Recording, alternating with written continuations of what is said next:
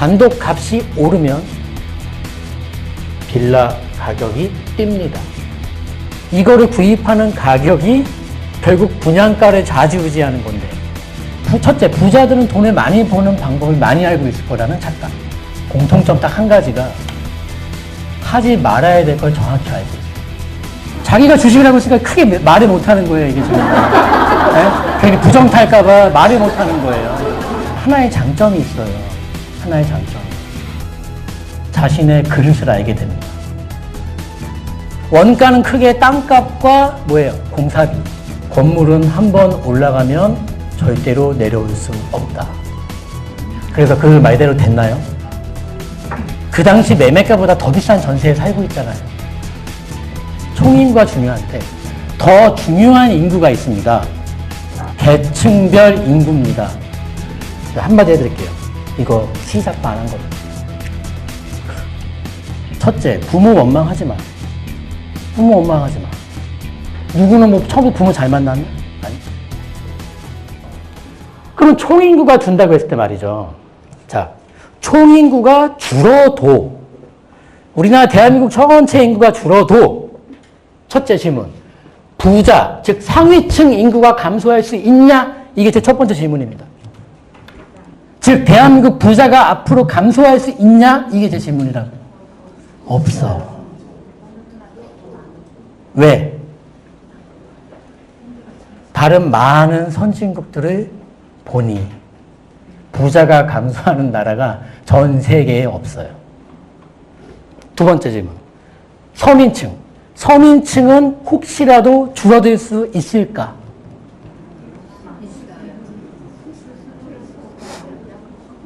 서민층이 줄어든다는 말의 뜻은 뭐예요? 서민층이 중산층이나 상류층으로 이동한다는 소리예요. 이게 가능하겠습니까? 서민층은 부자가 증가하는 속도보단 더 빠르게 증가할 겁니다. 그래서 이게 일명 모래시계 모양이라 그럽니다. 선진국의 경제적 인구 구조를 본다라면요.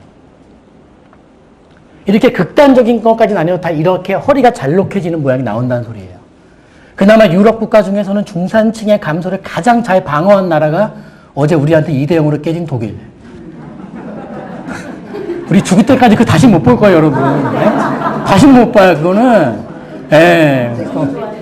아, 새벽에 그 소리 지나고 애가 다 깼어요. 그래서 그냥 엄청 혼났어요, 와이프한테.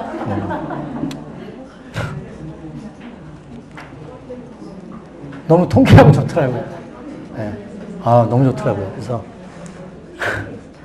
이게 간다는 거예요, 우리가 인구 구조가. 그럼 결국 뭐냐면 대한민국 인구 감소란 말을 정확히 표현해 드린다면 말이 생략된 거예요. 대한민국 중산층 인구의 감소예요. 그냥 인구 감소 그러면 안 돼요, 여러분. 대한민국에서 이 계층 중에서 감소할 수 있는 인구는 중산층밖에 없어요. 상류층이 줄지 않아요. 서민층이 줄지 않아요. 결국은 그 중산층에 지금 모여 있는데 여기서 정말로 열심히 노력해서 올라가는 사람도 있을 것이고 내려오실 분들이 좀 더 많다라는 소리예요. 근데 어느 나라 선진국도 마찬가지인데 도쿄 같은 경우는 빈곤율이 과반이 넘는 걸로 알고 있습니다. 도쿄. 빈곤율에 잡힐 정도면 여러분 정말 그냥 못 사는 정도의 수준이 아니에요, 여러분. 빈곤율에 잡힐 정도라면, 빈곤 계층에 잡힐 정도라면. 우리나라는 아직 양반이에요. 지금 이웃나라 일본과 중국의 양극화는 우리나라 양극화랑 비교해보면 정말 거대한 양극화가 거기는 벌어졌어요, 이미. 우리는 이제 초입에 있고요. 초입에 있고요. 이 조그만 나라가 독일 모 브랜드의 모 모델을 세계 3번째로 많이 수입하는 나라예요. 전 세계가 놀래요. 돈 많은 사람 널렸다는 소리예요. 강남바닥 차 타고 다니는 이게 정말 독일인가 싶을 때도 많아요. 네? 전부 다 독일 차야. 그렇다고 국산차가 싸지도 않아요. 네? 현대는 왜 국내에서 그냥 갑질할까? 내국인을 잘 챙겨줘야지. 네. 그러면 안 되는데. 대기업도 옛날 대기업이 아니에요. 자꾸 근본에 잊고 있어, 지금. 네? 돈의 노예가 돼서 근본을 잊고 있어, 다들. 아무튼 간에 계층이 이렇게 바뀌면요. 총 인구가 줄어도 저는 솔직히 뭐 강남에 그 거품 많은 부동산을 걱정 안 하는 게 부자는 계속 늘어나고요, 여러분. 부자들은 그들만의 모여 살 수 있는 공간을 원해요. 일명 부촌. 부촌. 근데 부촌이 사실 서울에 따지고 보면 뭐 엄청나게 많은 것도 아니에요. 그 수요 줄지 않아요. 그 수요 줄지 않아요. 종부세 지금보다 3배, 5배 더 내는 것 때문에 뭐 200만 원 내던 분이 1000만 원 낸다. 800만 원 더 내야 돼? 나 이거 못 갖고 있겠어. 이런 일은 벌어지지는 않아요. 그리고 제일 큰 문제, 서민층. 이게 아까 알려드린 뭐예요? 빌라에 전세 들어가거나 빌라를 가야 되는 분들은 일단 아파트를 먼저 알아보셨겠죠? 아파트를 알아보다 안 되니까 빌라 간 거예요. 그거죠. 안 되네 하면서. 그러면 좀 죄송한 표현이지만 아파트 전세조차도 못 가는 계층은 서민층이라고 만약에 가정해 봤을 때 그 계층이 자꾸 늘어나다 보니까 네? 과거에 빌라를 찾았던 임차 수요보다는 지금 훨씬 많아진 겁니다. 이게 지금. 그리고 절대 수량 자체가 어때요? 다 아파트화 돼가고 있다 보니까 부족해요. 부족하다고요. 과거랑은 판세가 완전 달라요, 지금요. 판세가. 중산층의 몰락과 서민층 급증 현상이 본격화될 겁니다. 본격화. 그 말은 서민주택을 좋아서 들어올 사람은 없겠지만 어쩔 수 없이 또 하필이면 직장이 서울시내 한복판이에요. 그 주변에 집은 얻어야 되겠어. 근데 가진 돈이 이게 다야. 아파트 전세 알아보니까 까무라쳐요. 20평대가 전세 6억이라고 까무라쳐요. 6억이 애 이름입니까? 요새는 딸 가진 분들도 결혼시킬 돈이 많이 필요하더라고요. 거의 보니까 아들은 한 3억, 딸은 한 2억씩 깨져요. 아휴, 이 세상 바뀌는 걸 우리 집에서 뜯어 말리기만 하면 남편들이 알아야 될 텐데 세상 변하는 걸 몰라요. 집, 직장, 그것도 같은 길. 아휴, 몰라요. 다 뜯어 말려. 그분들께 말씀을 드리자면 여기 오시는 분들 중에 80대 또는 70대 후반에 여러분들의 인생 선배님들이 오십니다. 두 분이 함께 오시고. 그러면 제 가까운 쪽에는 우리 어머님이 앉으시고 할머님이 앉으시고 그 옆에는 이제 아버님 앉아요. 아버님은 먼 산을 보고 있어요. 원래 우리 아버님은 항상 먼 산을 보세요.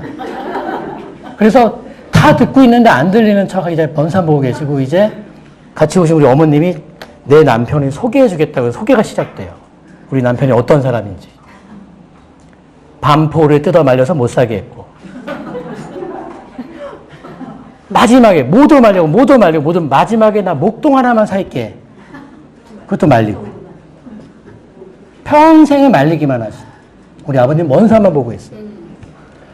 그런 대접 받지 마세요. 우리 남편분들 제발 그런 대접 왜 받고 있습니까? 근데 더 황당한 얘기는 뭐냐면 그렇던 남편이 은퇴를 하니까 아내에게 뭐라고 물어보는지 알아요? 그동안 뭐 했냐고 물어보더래요. 그러니까 내심, 자긴 다 말렸는데 내심, 딱 은퇴하고 보니까 이 동기들 보니까 아내가 뭘 해놓은 거야, 몰래.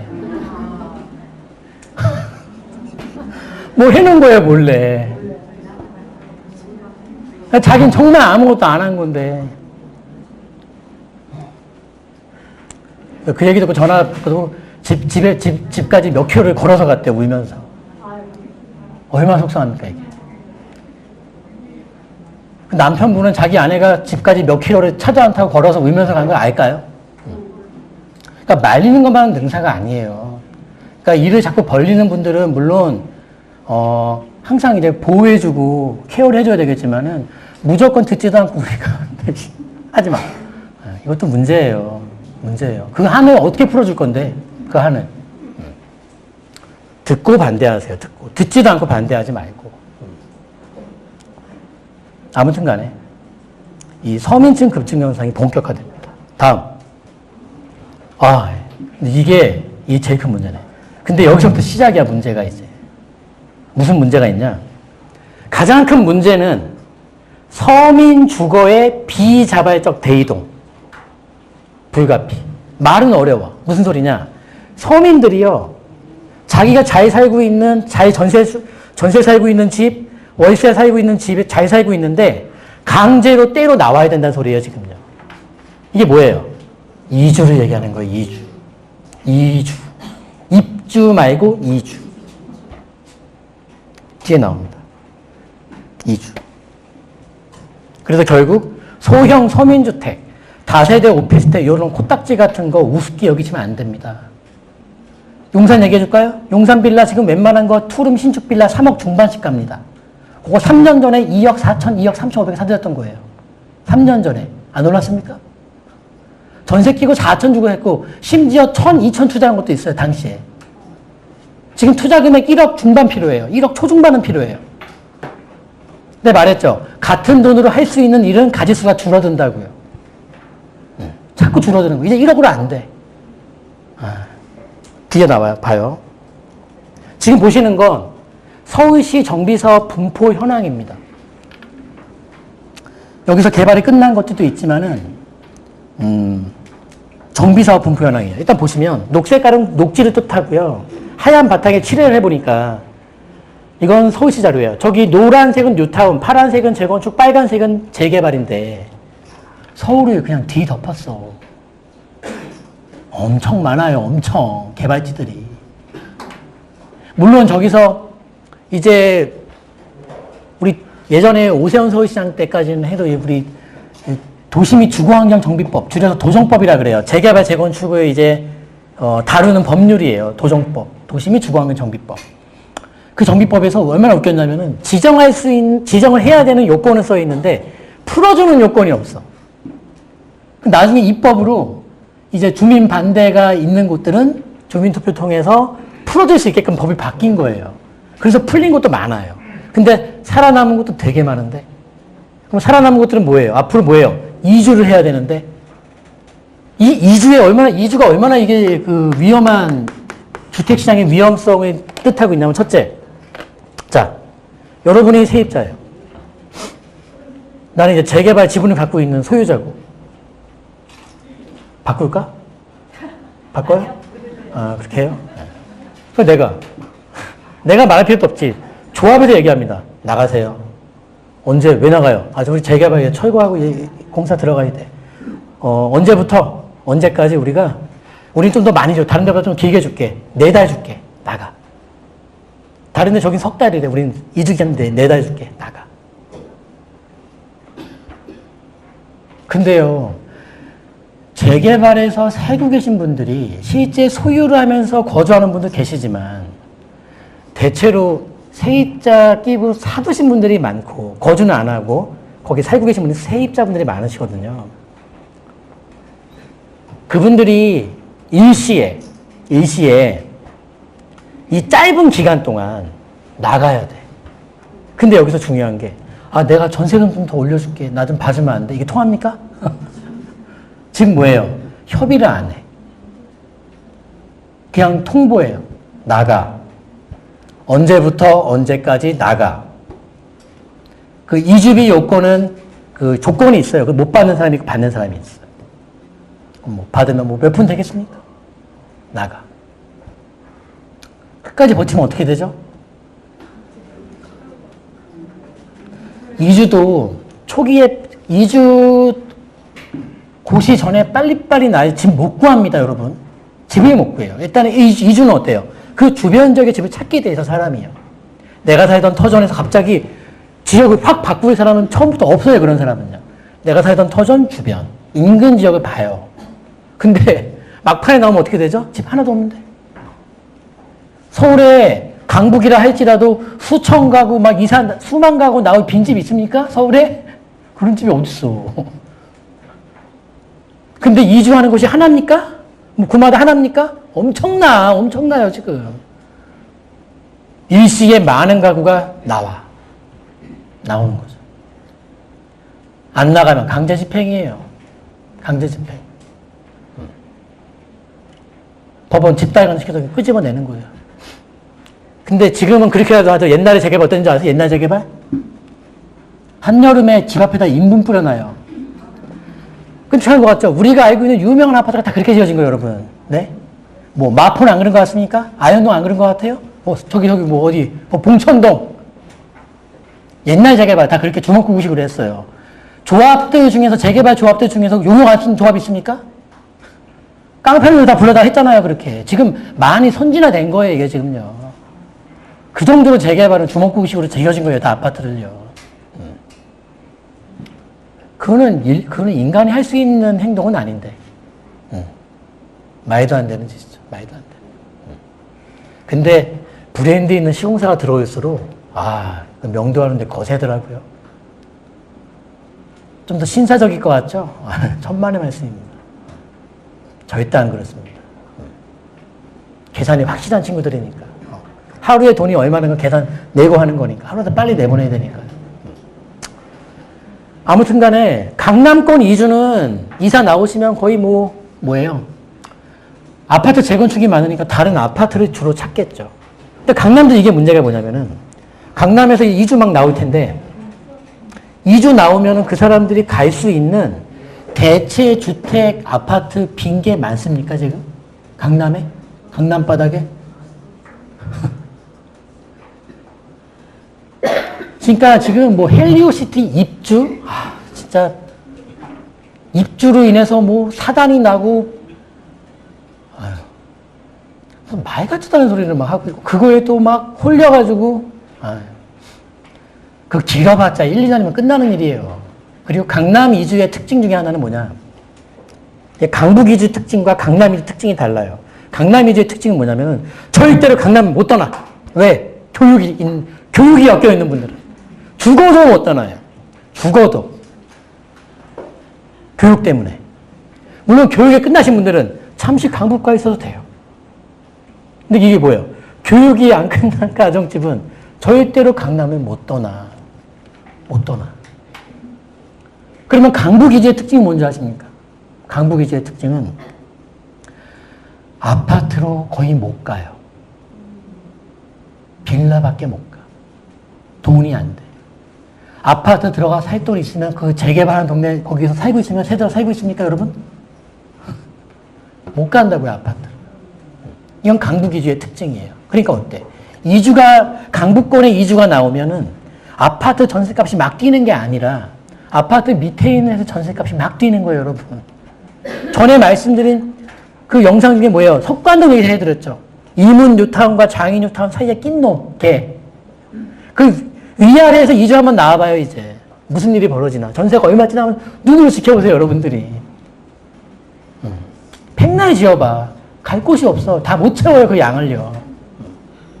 결국 이문 뉴타운, 장인 뉴타운 이주 나오면 석관동에서 집을 마련할 수 있는 분은 많지 않아요. 마련하고 다 떠나야 돼요. 저기 방학동까지 아마 올라가야 될 거예요, 이제 봐요. 그러니까 서울은 사실 입주가 올해 예년보다 많죠. 하지만 이주에 대한 계산 없이 자꾸 입주만 얘기하지 말란 소리예요, 제 말은요. 네? 대신 어때요? 경기권이나 인천권은 어때요? 입주가 진짜 많아. 조심해야 돼. 어제 안산에서 안산 송도베이트. 동탄도 마찬가지고요. 역전세를 겪지 않을 수가 없어요, 지금 상황은요. 하지만 그마저도 뭐다? 동탄은 GTX 개통되는 5년 참으시면 돼요. 그게 뭔데? 그게 다 바꿔놓을 거예요. GTX가. 여태껏 보지 못했던 교통 호재로선 최강의 파급력이 나는 걸 보게 됩니다. GTX. 아무튼 그 과정이 고통스러울 거니 지금 함부로 덤비지 말란 소리예요. 수도권은요. 입주가 많아. 서울은 입주도 많지만 입주는 심각한 수는 절대 아니야. 서울은요. 뭐야? 이주가 되게 심각해. 이주가. 이제 봐요. 지금 분양도 선거 후로 늦춰놨죠. 이주도 선거 후로 다 늦춰놨잖아. 그러니까 우리 지금부터 하반기 사이 동안 정신 하나도 없습니다, 이제요. 여기서 늦춰놨던 분양하고 있고, 여기서 늦춰놨던 이주하고 있고, 꼭꼭 참아놨던 개발계획 뻥뻥 발표하고 있고, 이 하반기에 정신이 하나도 없을 거라고 지금. 하반기에. 나올 뉴스거리가 너무 많아요, 지금 하반기 때문에. 그러면 또 뭐예요? 경기권은 뭐 입주 대란으로 역전세 터지고 일단 뉴스 나올 것이고 그냥 뒤죽박죽 짬뽕이 돼서 말이죠. 그러니까 제발 하나의 단어로 모든 지역을 아우러서 해석하는 그런 위험을 발휘하지 마십시오. 지역마다 다른 거예요, 여러분. 지역마다. 근데 아무튼 서울은 정말 많죠. 이사 나올 곳들이. 그래서 어떻게 되냐? 첫째, 아파트 전셋값 상승이 멈추더라도 서민주택 전셋값은 잡지 못할 것 같아요. 지금 상황에서. 왜? 서민층도 늘고 있고 아파트 짓겠다고 저놈의 서민들이 살 수 있는 공간들의 물리적 부동산들 어때요? 다 훼손시키고 있잖아요. 그거 안 부수면 아파트 지을 수 있는 땅 있어요, 서울에? 맨땅 있어요, 서울에? 서울에 맨땅 있어요? 아파트 지을 수 있는 맨땅? 맨땅이 어디 있어, 서울에? 지금 뭐예요? 서울에서의 아파트 공급이란 다른 주거의 멸실 없이는 아파트 공급은 이루어질 수 없다.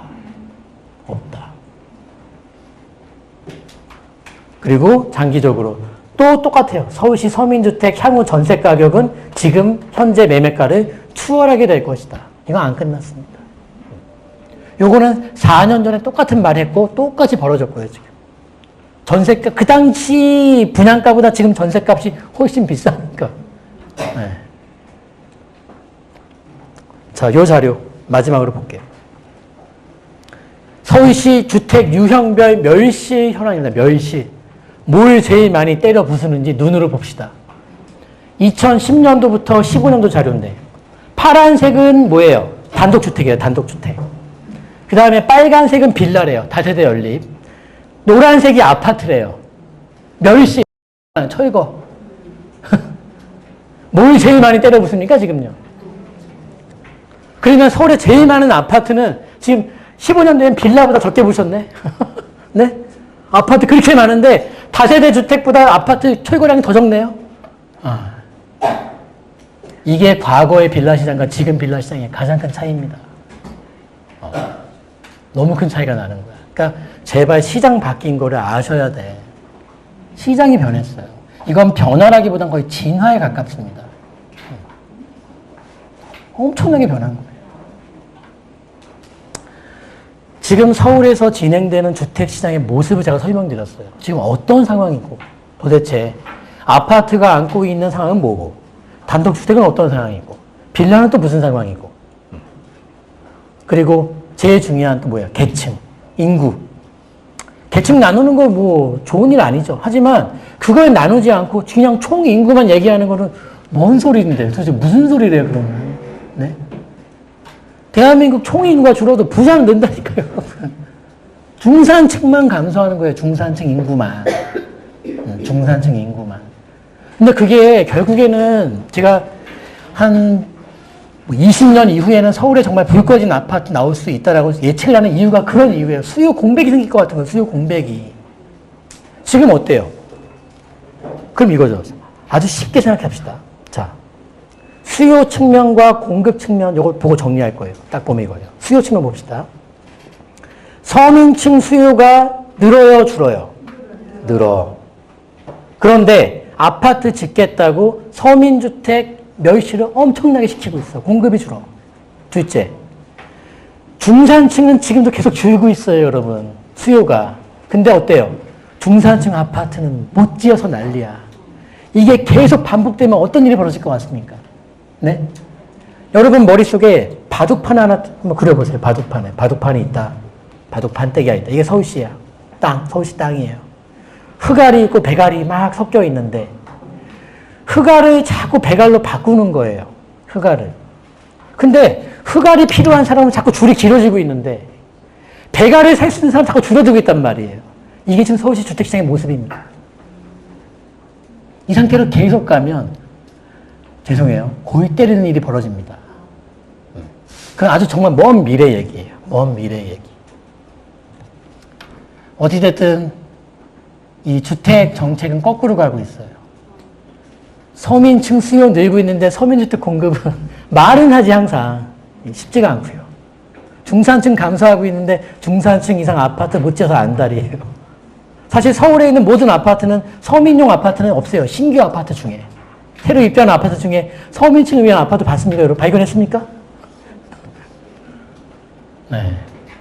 이 현상이 서울시 현재 모습이고, 여러분들이 어떠한 부동산, 서울의 어느 지역에 무슨 부동산을 보든 간에 지금 말씀드린 서울시 부동산 시장이 현재 와 있는 시장 상황과 여러 가지 여건들, 특히나 지난주 강의 못 들으신 분들은 인터넷으로 다시 들으세요. 다시 들으세요. 그 5일 만에 뭐 2만 뷰 넘게 찍었더만. 싫어요도 엄청 많아. 싫으면 싫은 거지 뭐 어떡할 거야. 자기 의견대로 누르시면 돼요. 자기 의견대로 누르시면 돼요. 절대 제가 딱 해서 좋아요 눌러주지 마세요. 다 제가 알아서 할게요, 혼자. 알아서 할게요.